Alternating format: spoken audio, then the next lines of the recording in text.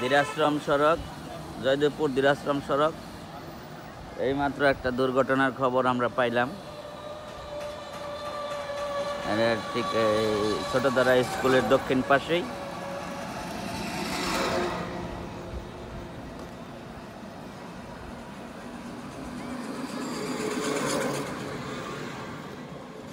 অটোর সাথে লাগে এই যে দুর্ঘটনা কবলিত হয়েছে।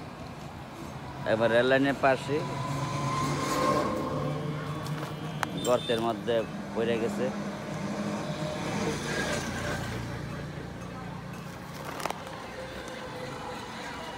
একজন মহিলা, বয়স্ক মহিলা খুবই গুরুতর আহত হয়েছে। ওই পাশে হালকা ভিড় দেখা যায়, এই ভিড়ের মধ্যে মহিলাটা বসে আছে। এখনো উদ্ধার করে তার হাসপাতাল নেয় নাই।